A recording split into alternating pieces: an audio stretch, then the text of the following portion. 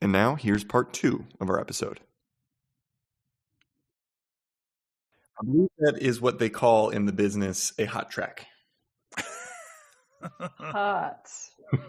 What is it about the track that you dig so much? I mean, there's quite a lot to take in there. I really like music that just like beats the shit out of you, if you will. 1,000,000 points for that. 1,000,000 points. And you know, the like bass is just so like fuzzy and like ideally you're listening to this at as full volume as you can take into your headphones. Yeah. And just like, so both Sophie and Flume are producers on this song, and I like love their production. So like both of them independently, like together, it's just like brilliant, I think. And the fact that it's my two favorite rappers like on one track, it's just absolute perfection to me. I listened to this song like over and over again in kind of preparation for this, and I was like, you know, Vince Staples could have a little like verging on misogynistic lyrics. Like he gets a little misogynistic, he gets a little violent, and so I don't love that, but it's always like in a criticism of like shittiness in society, if you will. You know, people obsessed with money or people obsessed with like looks and wealth and things like that. I feel like he has a criticism of that. It's just a classic rap song with like some in your face, heady, electronic, like buzzy beats that just fill your body. To what you were saying about him making a comment about, you know, whatever it might be, him commenting on something through violence or misogyny in his lyrics, it makes me think of this thing that I'm sure in your research before this you came upon it, like that viral video of the woman like reading his lyrics out loud and crying. I think it was for the North. I've never seen that. You haven't? Okay, well, It's interesting. Yeah, so this woman who is reading the lyrics to North, and she's like reading them, not singing them, and speaking into the camera and crying and like despairing about what this means for society. And so it's all very coded and racist but it was interesting to see Vince's response to it, because he was like, listen, she clearly doesn't understand the context for it, right? Like she clearly doesn't understand the context, and she is entitled to her opinion about, like what it means. But I'm not going to take that to heart. I'm not going to take that to heart that she doesn't kind of understand the rapper that this is in, right? Like I say rap, that is WRAPPER, not rapper. But she doesn't understand like the circumstances around this. So I think you're really, you're spot on about kind of what he brings to it, right? And like why he exists in that way in his lyrics. I'm happy that you mentioned that, because I like have been really like, I feel like it's an honor to talk about this album. Like I am the demographically farthest away from Vince Staples that you can get. Like I feel like it's a huge undertaking for me as like an upper middle class white woman to be talking about an album by an artist whose work is so deeply rooted in like growing up in Compton, like living in Long Beach, like experiencing gang violence and experiencing the death of his friends to gang violence and experiencing poverty and like all this stuff that he puts in his songs. Like I just want to put that disclaimer out here that like I have no direct experience with that context, but I feel like I can appreciate it. And I think that he's like brilliant and like funny, and also like gives people, like I'm assuming the woman who was reading those lyrics, like gives people something to think about and like holds a mirror to society in the way that art should, I think it's one of the dangers for like any rapper who becomes reasonably famous, is that then they become like, they have thrust upon them the responsibility for bearing like the, messaging for Black America or whatever it might be. And I've in reading about him, I think he's pretty conscious. It seems like he's very conscious of that, and also is trying. It seems like he's choosing through his work to not take on that burden as much as he can, and just trying to like make the thing that he wants to make. Because he has plenty to say, obviously politically, and and artistically. You can't. Nobody's a monolith, right? Nobody's a monolith for their demographics, and least of all him. Yeah, absolutely. But he does a good job of that. I'm actually glad that we listened to this album, because I sort of, I came from a very classic rock background, and I always have a hard time approaching. I mean, I'm admitting it, dear listeners. Like whenever we tackle a hip hop album, I feel like I'm swimming in the deep end with no swimmies, and I already don't know how to swim, so that's it's doubly bad. But I think there was something about this album. I actually listened to this album in many different ways in preparation for this. Like when I listened to it on my earbuds, it didn't have the same bass. But when I listened to it on a big speaker, and then just right now when we listened to it, I was like, "Oh shit!" Like this. I mean, if I were to see him live, like this would I would not be able to hear anything for like 3 days afterwards. But it did sort of. I don't know.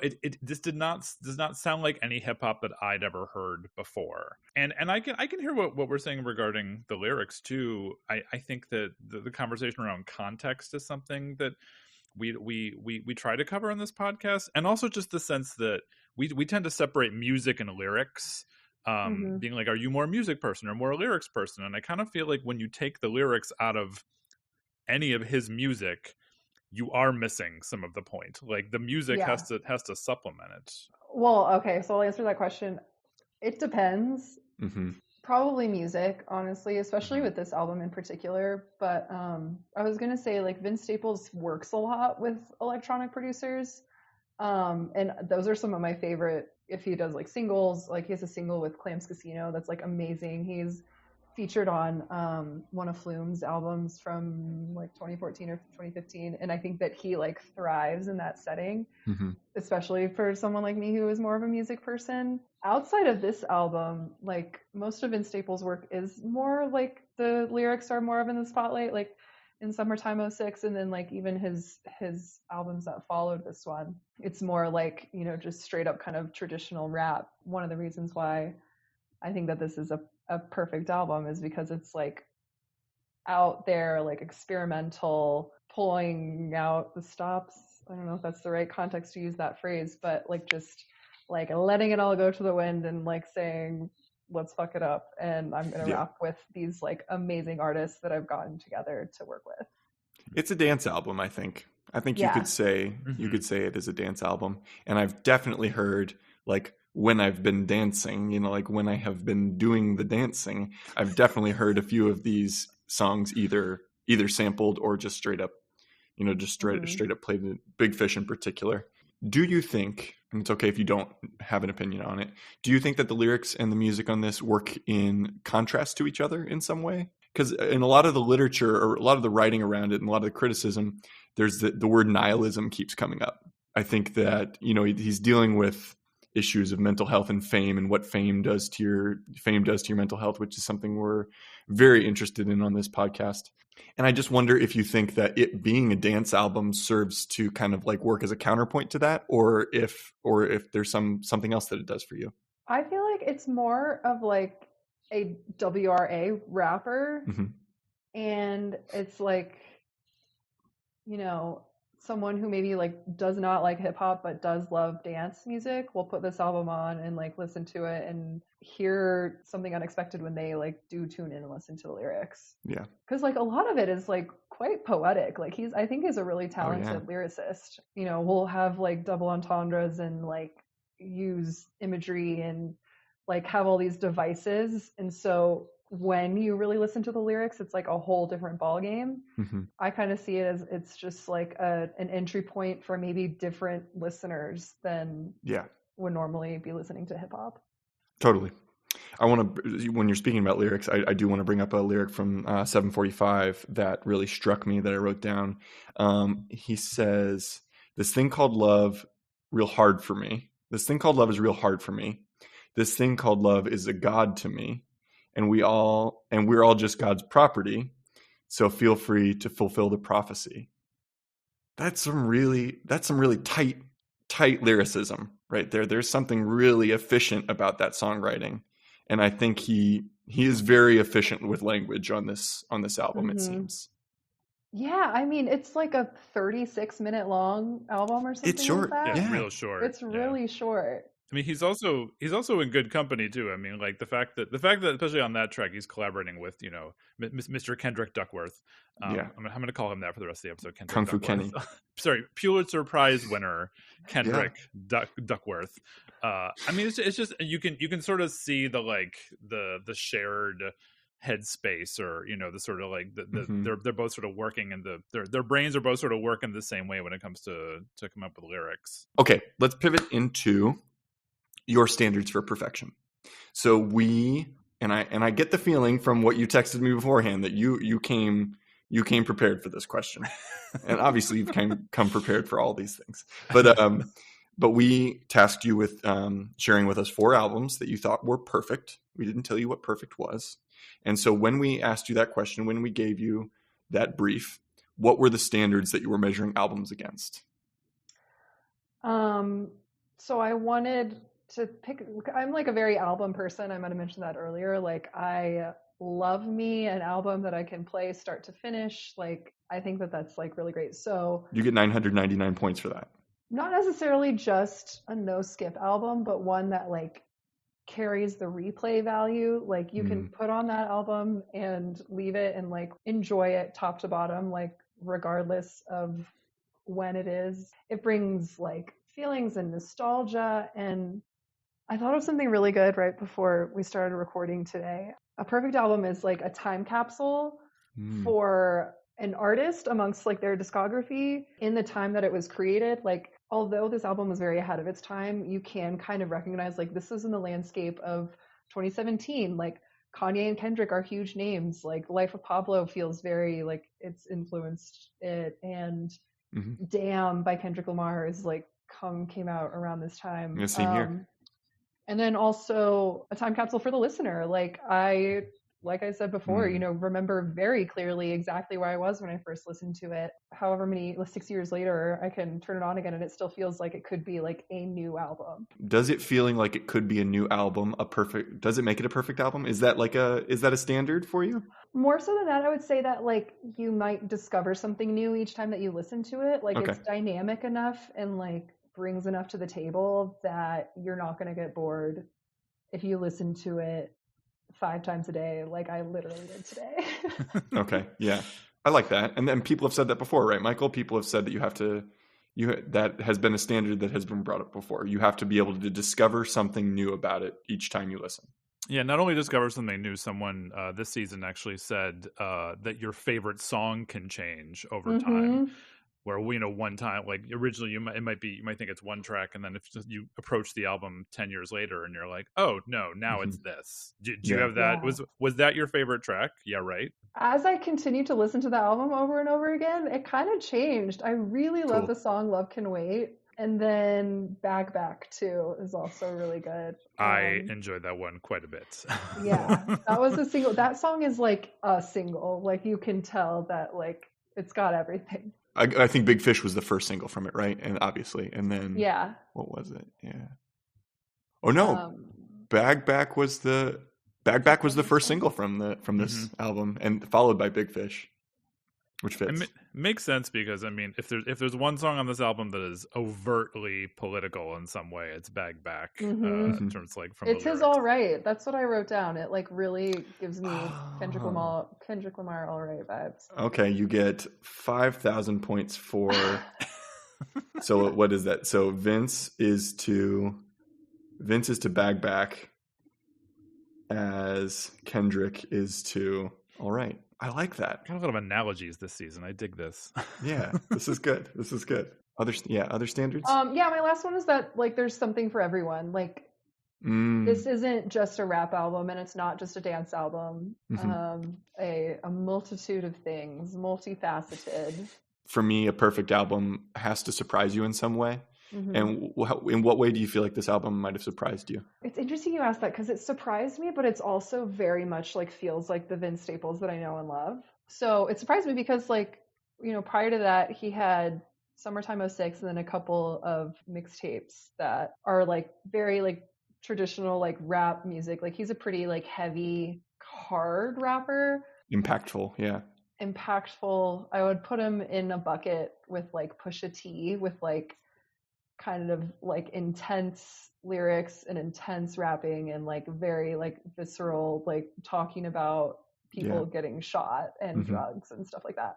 So when I heard this album, I was like, this like feels ahead of its time. This is like way more electronic production than he had done before, and nonstop like loud. And then like you mentioned in the intro the Alyssa interlude where he has the Amy Winehouse sample. Like I remember listening to that for the first time too and being like, who is this? Like, what is this like skit? Like, what is happening? And it's so emotional once you realize that it's Amy Winehouse saying it. Like it's a beautiful little excerpt from like an interview or whatever. And so just like the different bits that he brings in, it's like you never know what's going to happen on the next track. I have to say that when I heard that, I also wasn't sure who it was, but I don't know what's happening this season, Tyler, but like there is like a connective thread that's happening because we've had in the first 2 episodes we had Weird Al Yankovic connecting the 2 things, and the episode that just aired before this one, Rae, was Amy Winehouse Back to Black. Yeah. Oh. So. Yeah. Oh, that is absolutely a perfect album. Yeah. It bears much re-listening. It really it holds up.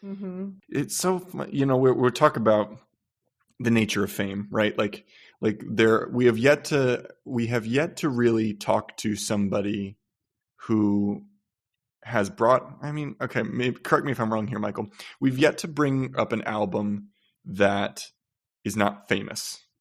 I think maybe there's a few of the albums that we've covered where maybe the album itself isn't famous, but the artist is. It's just like an album that you wouldn't think it was the album that they'd pick, maybe. Sure.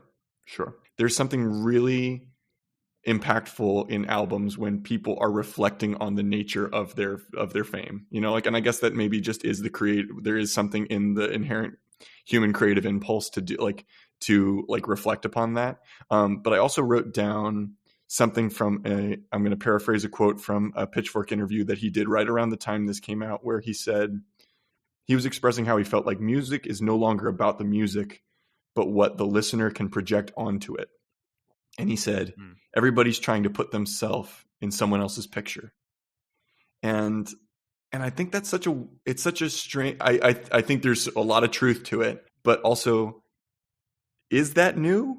Like, I don't know if that's new. I feel like just the nature of what music is. Like, it is such a personal experience. I guess, since the invention of the iPod, maybe it's a personal experience but I don't know, even, back in the record days, people like listened to a record alone in their room. Like, that's what art is. Like, you are projecting yourself on whatever you're experiencing. That is, I'm glad you mentioned that too, because I'm thinking about the fact that, as we have established very clearly on this podcast, I am a little bit older than Tyler.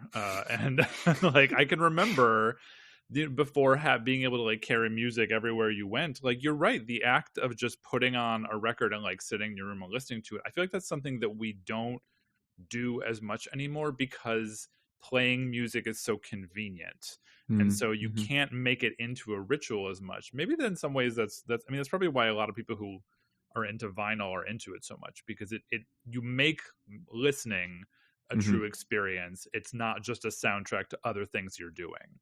And I appreciate that. And this quote made me think about your, like what I know about your relationship with music, Rae, because it seems to me like the communal aspect of it. Like, you are in, like, when I see you, like when I see you online and I see you going to shows, or I see you going out dancing with Ridge or whoever, like the community of people that you have that are experiencing all sorts of music together is totally, it feels really like joyous. It feels really, it's just a beautiful thing to see. It's a beautiful thing to see your friends doing fun, happy things, but like, I know that to be like a primary way that you experience music. And so to hear that expression of feeling like it's just kind of like a projection of ourselves, it doesn't really feel like it captures the whole picture. I think I see what he means in it, but I think there are so many more angles.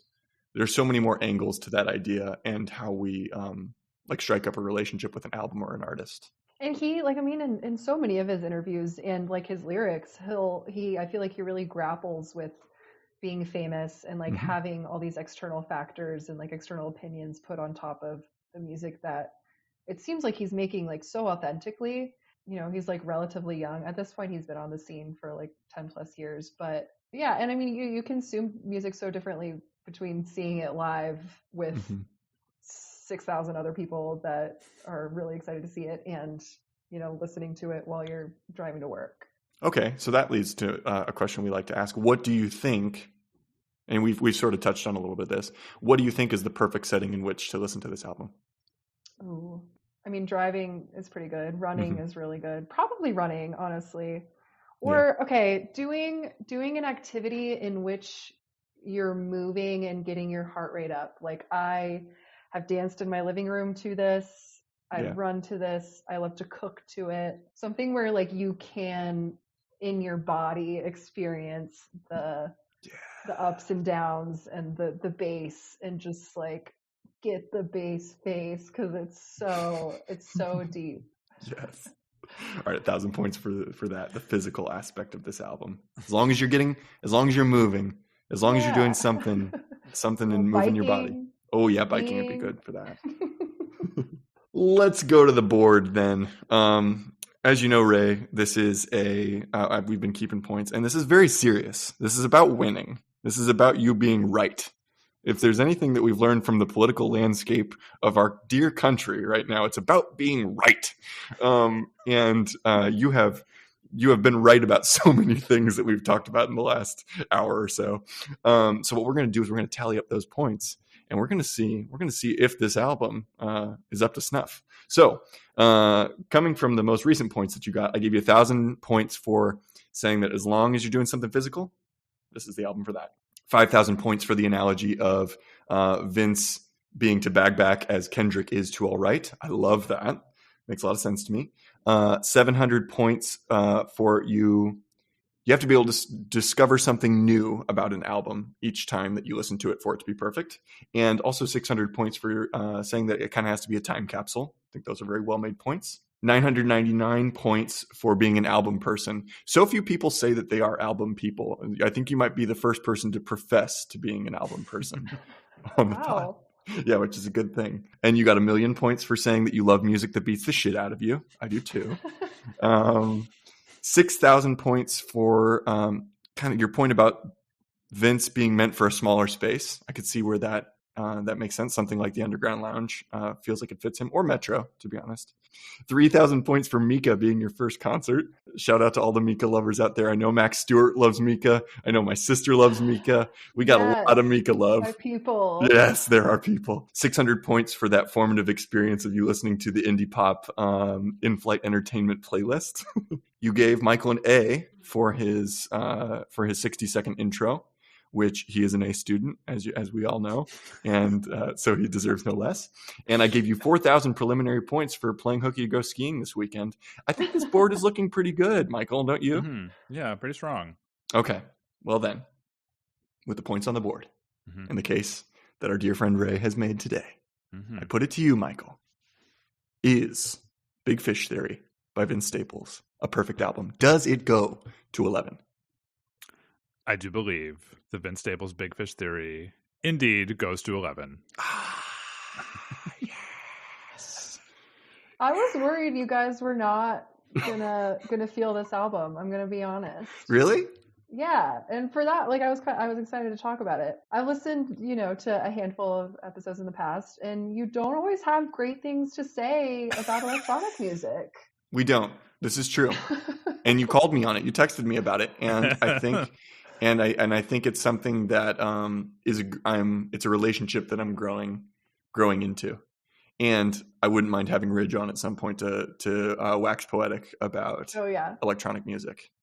This whole last weekend, we were hanging out with one of his other like DJ friends, and they were talking about albums that they think are perfect, and it's like obscure like UK DJs, like I don't even know, but he would love to be on it. And that dude spins a yarn. I can teach you a thing or two about what dubstep really is. Yes, I can. I'm ready. I'm remembering us talking about dubstep and knowing as I was saying things, and I'm like, I'm getting this so wrong as I say it. Yes. Roast us. I will say though, like, I mean, even though we've been a little, I guess, I wouldn't say harsh, but a little like not super kind to the electronic Snobby. genre, perhaps. Yeah. But I will say, like, I mean, in college, I was really big into basement jacks, and which is like, I mean, you talk about like aggressive dance electronic music, like that is, I mean, like that, but maybe because when I studied in London, that's all that was playing. So like in some ways, like listening to this,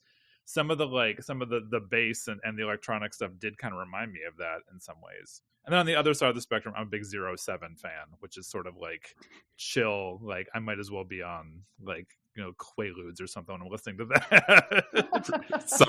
Do people still do Quaaludes? Is that still a thing? I don't even know. There's apparently a finite amount of them left in the world, is what I've heard. Yeah. So, probably not is the answer to that question. Unless you're like Jeff Bezos or whatever. Oh, that guy. So, I guess that leads us to what our standout track was. Michael, what did we pick as our standout track? Well, I think we went back and forth between I was potentially thinking Bag Back because it's fun, and it's also, I mean, we have to put like major explicit mark on this episode if we played that one. Yeah. But I don't know, like both Tyler and I kind of dug Samo actually as our standout track. Yeah, why did you like it? What I think it's sort of, you know, I talk a lot on this show about how I love a good anger album, and I love a good angry track. And there is an aggression to this album and an anger that speaks to me. And I think that it's one of the first times I've heard a hip hop track that doesn't necessarily cross over into rock in some way and appeal to me that way. Like, because a lot of times when hip hop, you know, sort of crosses over that way, I'm all in, but this, it doesn't do that, but yet it still had the same appeal to me. And so I felt like I don't know, that one just spoke to me. What about you, Rae? What do you think about that track? It is not one of my favorites on this album, I gotta say. It like has such a like dissonant, like industrial screechy sound that can be a little bit jarring, which, like, granted, that does kind of fit the overall sonic motifs of this album. It's definitely grown on me as I've listened to the album more. But I was honestly surprised to hear that Samo was your favorite, but it's a cool song. And hopefully it whets the listener's appetite to go and just listen to the rest of the album in full. Because I do think this is one of those albums that it bears a listening in order as a full album. And totally. And also it makes sense that the industrial-esque song, Michael's our Nine Inch Nails guy, you know, like I guess it does. Huge Nine Inch Nails guy over here. It fits so well. Rae, it has been such a delight to have you on today. Thanks for doing this. Yeah, thank you. This has been really fun. And for those of you who may not be aware, Rae has done all of the graphic work for This One Goes to 11, and I think it rules. I think it fucking rocks. You should plug your Etsy store if you want. Oh yeah, look me up, Debbie Upper, Debbie with a Y, not Debbie Downer, Debbie Upper. Debbie Upper. Beautiful work online. Some abstract watercolors, psychedelic stuff, some apparel, some prints. It's a good time. It's what I paint when I get high and listen to music. We'll put a link in the episode description. People can check it out. Thanks so much, Rae. Michael, you got anything else? I'm good to go. Let's listen to this track. Thanks, everybody. See you next week.